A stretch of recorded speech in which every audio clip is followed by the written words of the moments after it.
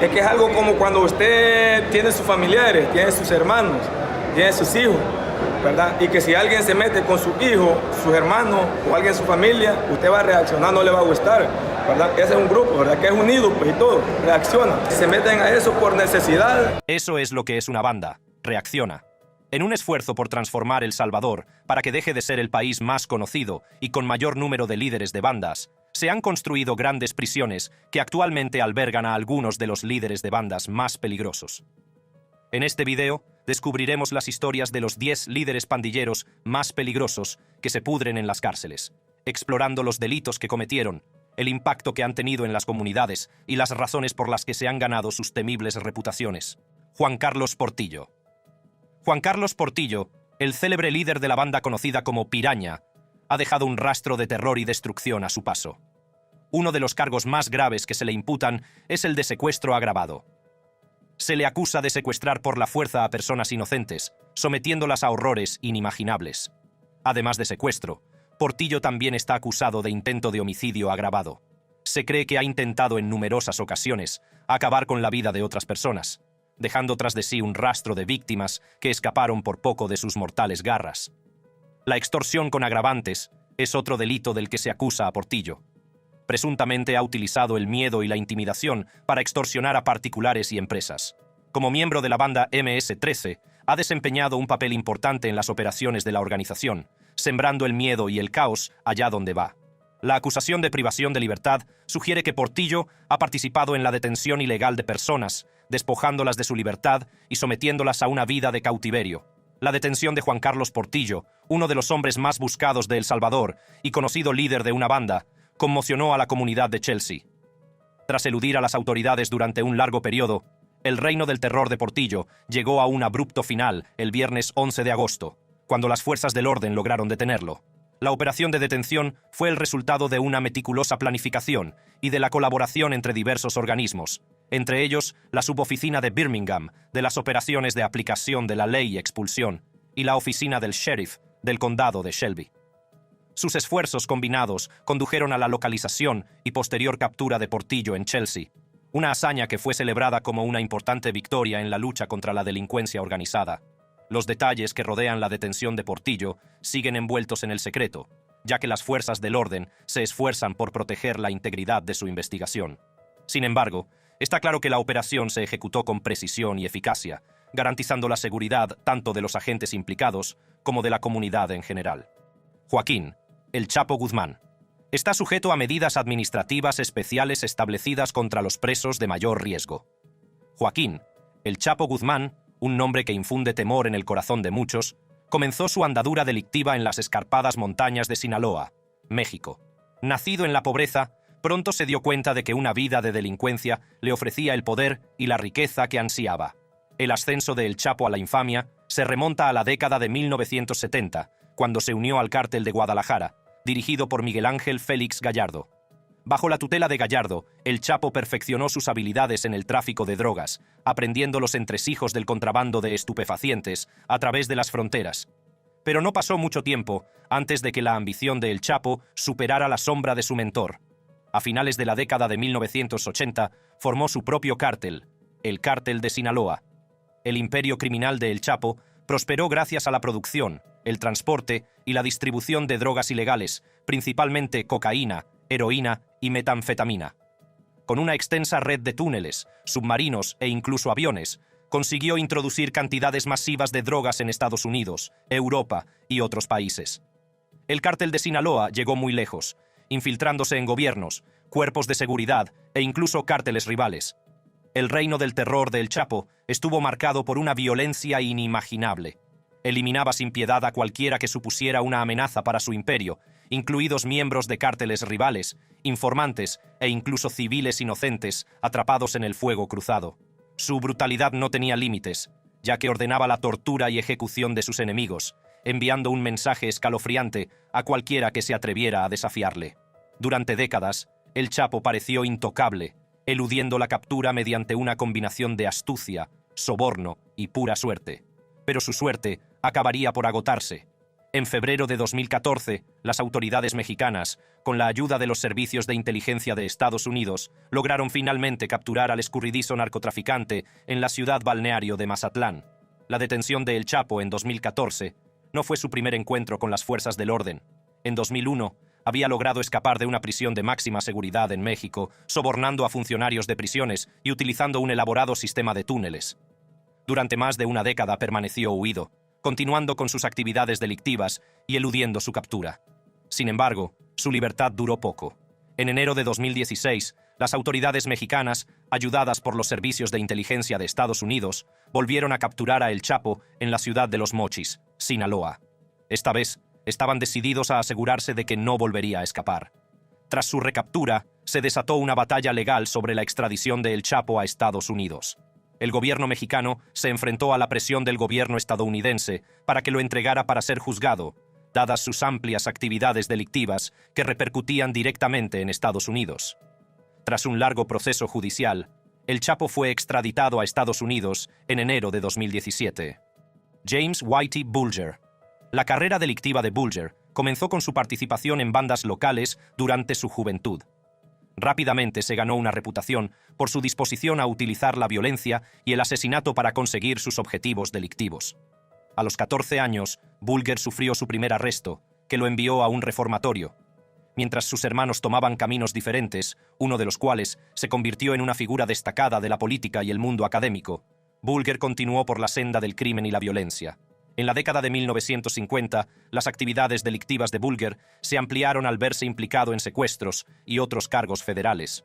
Cumplió su primera condena en una prisión federal, donde se prestó voluntario para experimentos de administración de drogas alucinógenas por parte de la CIA, a cambio de una reducción de condena.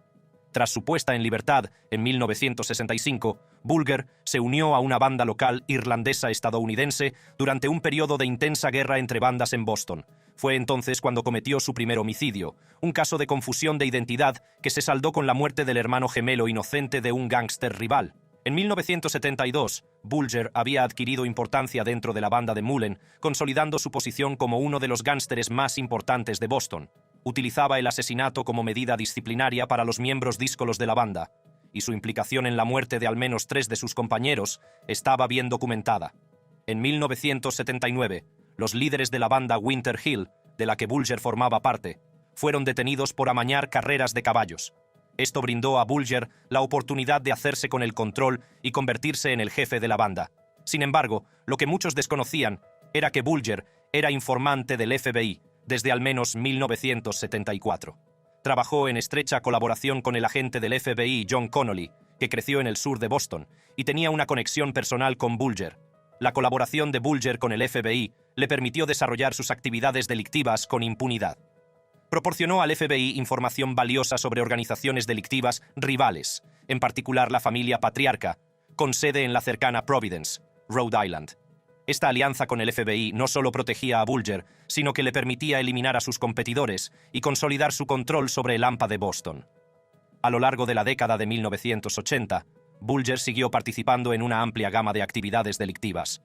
Amplió sus operaciones, sacudiendo a los distribuidores de narcóticos y suministrando armas al ejército republicano irlandés. Bulger mantenía un código estricto en materia de estupefacientes y se negaba a permitir la entrada de heroína en el sur de Boston. Además, se hizo con una parte de un billete de lotería premiado con $14 millones, lo que aumentó aún más su riqueza y poder. Fuera del FBI, los investigadores de las fuerzas del orden empezaron a sospechar de la implicación de Bulger en algunos de los asesinatos más sanguinarios de Boston. En 1994, la Administración para el Control de Drogas, la Policía Estatal de Massachusetts y el Departamento de Policía de Boston iniciaron una investigación, excluyendo al FBI, debido a las sospechas de corrupción dentro de la oficina. En 2011, la vida de Bulger a la fuga llegó por fin a su fin cuando fue detenido en Santa Mónica, California. La detención fue el resultado de una operación conjunta del FBI y las fuerzas del orden locales. Bulger, acompañado de su novia de toda la vida, Catherine Drake, fue descubierto escondido a plena vista, viviendo bajo identidades falsas. En 2013, tras un largo juicio, un jurado declaró a Bulger culpable de 31 cargos, incluida su implicación en múltiples asesinatos. Fue condenado a cadena perpetua más Juan García Abrego. La carrera delictiva de Juan García Abrego comenzó a mediados de los años 70, cuando se introdujo por primera vez en el mundo del narcotráfico. Su incursión inicial consistió en la exportación de marihuana de México a Estados Unidos, concretamente a los estados de Texas, Luisiana y Florida. Con el paso de los años, las ambiciones de García Abrego crecieron y vio la oportunidad de ampliar sus operaciones, incorporando la cocaína a las actividades de tráfico del Cártel del Golfo.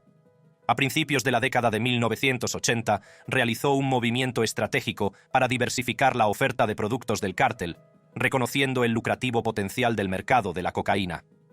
Los informes de inteligencia de Estados Unidos revelan que el tío de García Abrego, Juan Nepomuceno Guerra, desempeñó un papel importante en la configuración de su empresa criminal. Guerra, un experimentado traficante, transmitió sus conocimientos y experiencia a su sobrino, preparándole para un futuro de actividades ilícitas. Pero no solo de drogas aprendió García Abrego bajo la tutela de su tío. Guerra, conocido por su implicación en el robo de coches, transmitió su empresa delictiva a García Abrego, que no tardó en adoptar el lucrativo oficio. Junto con su mejor amigo, Líctor Azael Marroquín García, García Abrego se dedicó al robo de coches, perfeccionando sus habilidades como cerebro criminal. El dúo se hizo famoso por su participación en robos de coches a lo largo de la década de 1970, estableciéndose como figuras formidables en el submundo criminal. Se desconoce la fecha exacta de la sucesión de García Abrego como líder del Cártel del Golfo. Sin embargo, las fuerzas del orden recuerdan un escalofriante incidente que tuvo lugar el 27 de enero de 1987 y que arrojó luz sobre su creciente influencia. Tomás Morlet, ex agente de un cuerpo de élite de la policía mexicana reconvertido en traficante nacional, mantuvo un acalorado intercambio de palabras con García Abrego. La notoriedad de García Abrego iba más allá de su implicación en el narcotráfico. Era muy conocido por su enfoque innovador de las operaciones de tráfico mexicanas, que transformó al Cártel del Golfo de meros contrabandistas en poderosos proveedores. Al renegociar los acuerdos con el Cártel de Cali, una conocida organización colombiana de narcotraficantes, García Abrego consiguió un acuerdo innovador. En lugar de recibir un pago fijo por kilo de cocaína, consiguió asegurarse el 50% de cada envío que salía de Colombia como pago por la entrega. Este audaz movimiento no solo aumentó exponencialmente sus beneficios, sino que consolidó su posición como uno de los principales actores del tráfico internacional de drogas. Sin embargo, este nuevo acuerdo tenía un precio. El Cártel del Golfo tenía que garantizar el paso seguro de cada cargamento desde Colombia hasta su destino final. Para cumplir este requisito, García Abrego empezó a almacenar cientos de toneladas de cocaína a lo largo de la frontera norte de México, en almacenes estratégicamente situados. Esto le permitió establecer su propia red de distribución y ampliar su influencia política, consolidando aún más su control sobre el tráfico ilícito de drogas. A finales de la década de 1980 y principios de la de 1990, se calcula que el imperio de García Abrego traficaba con más de 300 toneladas métricas de cocaína al año a través de la frontera entre México y Estados Unidos. Una vez que la cocaína cruzaba la frontera, se infiltraba en redes de distribución que se extendían por todo Estados Unidos. Grandes ciudades como San Antonio, Houston y Nueva York se convirtieron en centros neurálgicos de las operaciones del cártel, mientras que elementos más pequeños de la red llegaban a ciudades como Dallas, Chicago, Nueva Orleans, Oklahoma City, California y Arizona. Tras su detención, García Abrego fue extraditado rápidamente a Estados Unidos para ser juzgado por sus numerosos delitos. 8 meses después de su captura, compareció ante un tribunal dispuesto a afrontar las consecuencias de sus actos.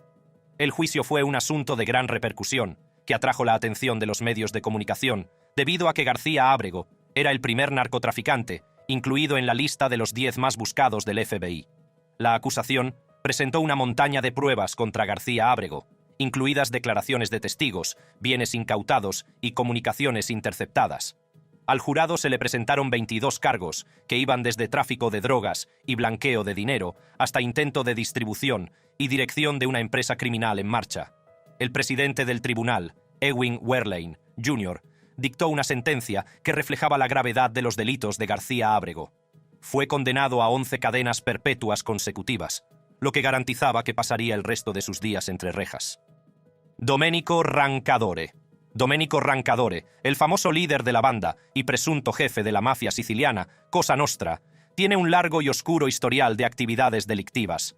El ascenso de Rancadore al poder dentro de la mafia comenzó en la ciudad de Travia, situada en la provincia de Palermo. Rápidamente se estableció como una fuerza formidable, liderando una familia criminal que operaba con una eficiencia despiadada. Bajo su liderazgo, la organización mafiosa de Travia se convirtió en sinónimo de violencia, extorsión y tráfico de drogas. Controlaban una vasta red de rutas de tráfico de drogas, introduciendo estupefacientes como cocaína y heroína en Italia y otros países.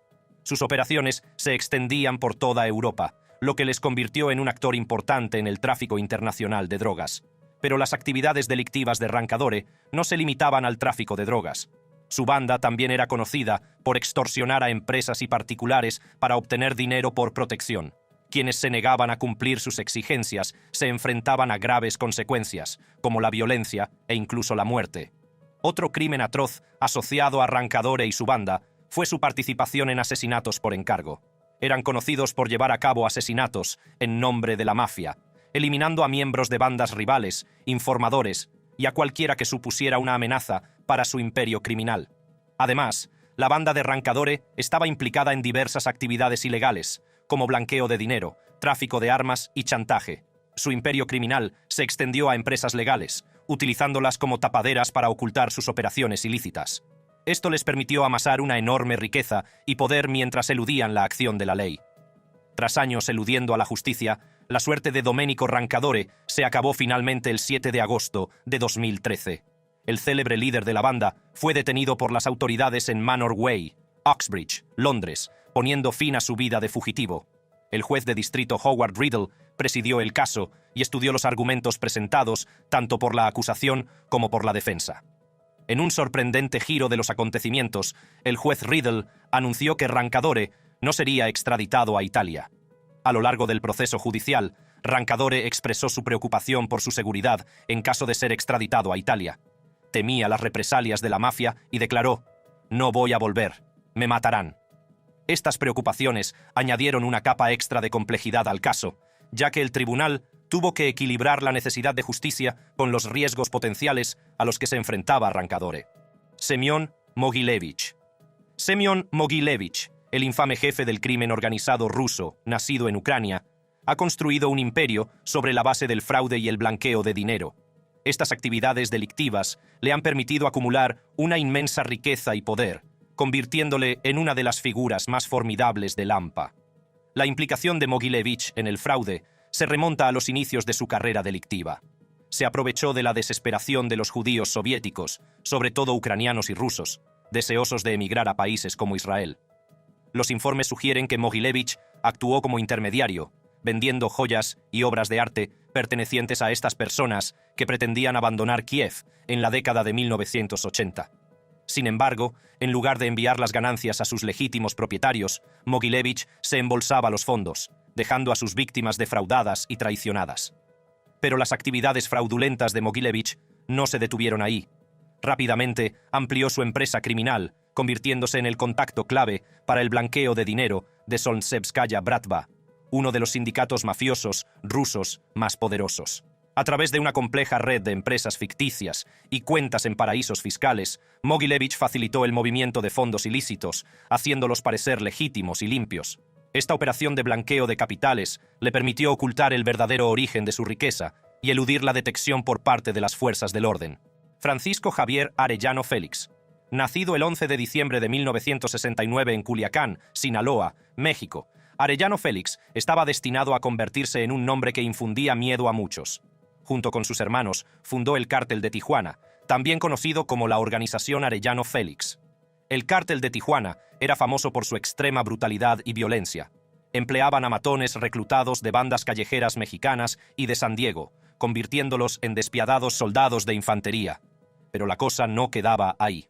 El cártel fue un paso más allá y entrenó a bandas callejeras latinoamericanas para convertirlas en asesinos a sangre fría. Su reputación de brutalidad y violencia era inigualable. En el apogeo de su poder, a finales de la década de 1990, el Cártel de Tijuana era responsable del suministro de casi la mitad de la cocaína vendida en Estados Unidos.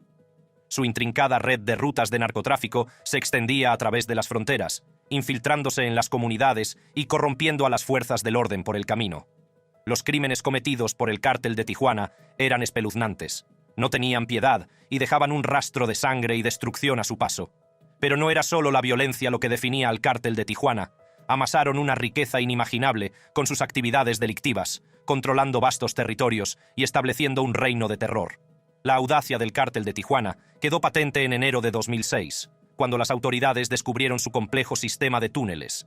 Estos túneles, excavados desde Tijuana, Baja California, hasta Estados Unidos en Otay Mesa, California, les permitían traficar con drogas y eludir a las fuerzas de seguridad. El 5 de noviembre de 2007 cayó el mazo, y Arellano Félix fue condenado a cadena perpetua. La decisión final sobre su alojamiento recayó en la Oficina Federal de Prisiones, BOP, lo que garantizaba que pagaría por sus delitos entre rejas. Sin embargo, en junio de 2015, surgió un rayo de esperanza para Arellano Félix. Su condena se redujo a 23 años y medio gracias a su cooperación con las autoridades durante su estancia en prisión. Mateo Messina Denaro. El imperio delictivo de Mateo Messina Denaro iba mucho más allá de la extorsión. Era una pieza clave en el tráfico ilícito de drogas, orquestando la distribución de estupefacientes por toda Italia y más allá de sus fronteras. Las conexiones y la influencia de Messina Denaro le permitían controlar vastas redes de proveedores de drogas, garantizando un flujo constante de sustancias ilegales a las calles.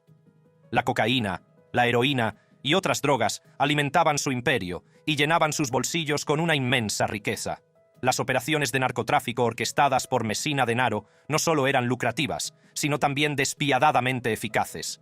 Empleaba una red de colaboradores y ejecutores de confianza para supervisar la producción, el transporte y la distribución de la droga, garantizando los máximos beneficios con el mínimo riesgo.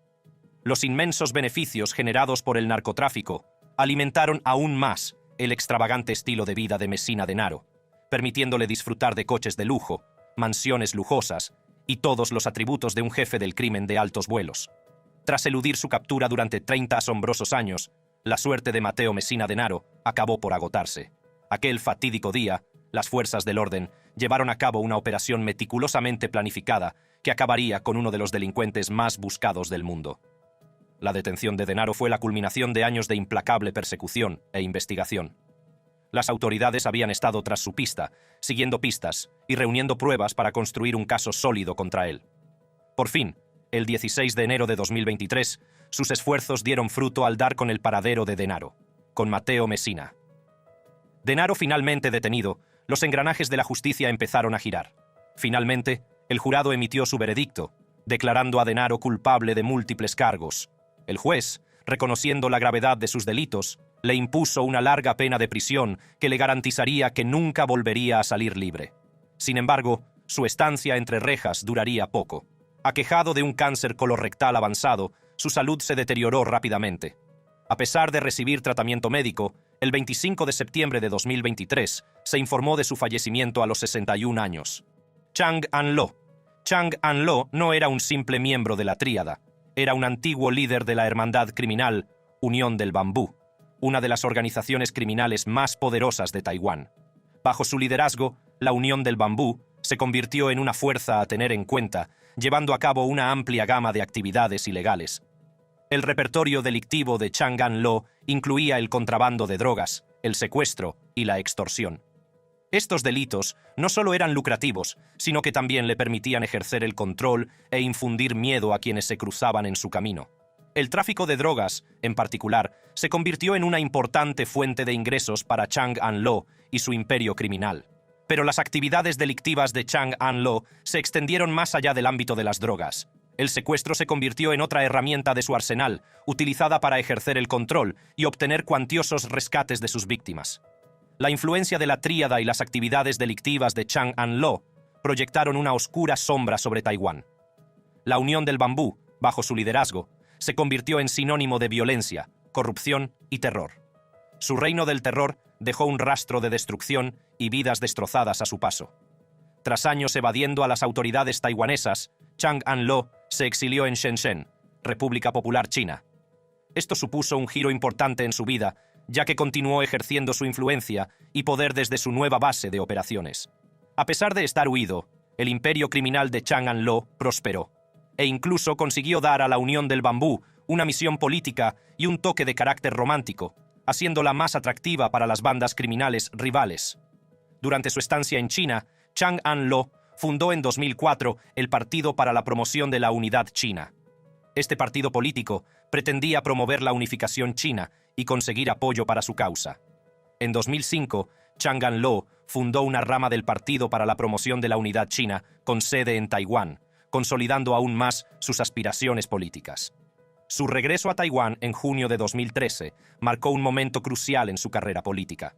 Sin embargo, su llegada fue recibida con polémica y críticas, ya que muchos cuestionaron el trato poco estricto que recibió del presidente Ma Ying-jeou para preparar las próximas elecciones de 2016 y cimentar aún más su influencia política. Sin embargo, las ambiciones políticas de Chang An-lo pronto se vieron eclipsadas por sus actividades delictivas. En noviembre de 2013, una redada policial en una de las sedes del partido reveló inquietantes vínculos con el crimen organizado. La policía alegó que el partido político estaba siendo utilizado como tapadera para afiliarse a la banda Bamboo Union en la ciudad de Nuevo Taipei. El descubrimiento del tráfico ilegal de armas de fuego y su uso en chantajes y guerras territoriales por parte de la rama de Yeshi puso aún más al descubierto el alcance de la red criminal de Chang An-lo. A pesar de estas revelaciones, el partido de Chang An-lo afirmaba tener más de 20.000 afiliados y contaba con 75 sucursales en todo Taiwán. Tras su detención en el aeropuerto de Songshan, Chang An-lo fue acusado de varios delitos. Los cargos incluían recibir donaciones políticas ilícitas, malversación de fondos y evasión fiscal. Posteriormente fue condenado a 15 años de prisión. Christopher Dudus Coke. Christopher Dudus Coke, el célebre líder de la banda Shower Posse, estuvo implicado en una serie de crímenes atroces que dejaron un rastro de destrucción y muerte a su paso. Nacido en una vida de privilegios y riqueza, la implicación de Coke en el imperio de la droga de su padre le llevó por un oscuro camino de violencia y poder. Uno de los aspectos más escandalosos de las actividades delictivas de Coke fue su papel en la distribución de grandes cantidades de cocaína y marihuana en Estados Unidos. La Shower Posse, bajo el liderazgo de Coke, exportó estas drogas a gran escala, alimentando la adicción y la violencia en comunidades de todo el país. Los beneficios de estas operaciones ilegales permitieron a Coke amasar una inmensa riqueza y poder, consolidando aún más su posición como figura temida y respetada en el submundo criminal. Pero los delitos cometidos por Coke y su banda iban mucho más allá del tráfico de drogas. También fueron responsables de una ola de violencia y asesinatos que asoló Jamaica y Estados Unidos a finales de la década de 1980 y principios de la de 1990. A Shower Posse, bajo el mando de Coke, se le atribuyeron más de 1.000 asesinatos en ambos países, dejando tras de sí un rastro de devastación y vidas destrozadas. Un incidente especialmente espeluznante que pone de manifiesto la brutalidad del reinado de Coke fue el desmembramiento de una víctima con una motosierra. Este espantoso acto se llevó a cabo como castigo por robar drogas a Coke. Los crímenes de Coke no se limitaron a la violencia contra bandas rivales e individuos del narcotráfico. También civiles inocentes fueron víctimas de su reino del terror. El barrio de Tivoli Gardens, donde Coke ejercía como autoridad de facto, se convirtió en un hervidero de violencia y miedo. Además, los Shower Posse, bajo el liderazgo de Coke, se dedicaron a una serie de actividades delictivas que iban más allá del tráfico de drogas. Entre ellas se incluían la extorsión, el blanqueo de dinero y el contrabando de armas. El imperio delictivo de Coke era una máquina bien engrasada que funcionaba con precisión y crueldad, sin dejar piedra sin remover en su búsqueda de poder y beneficios.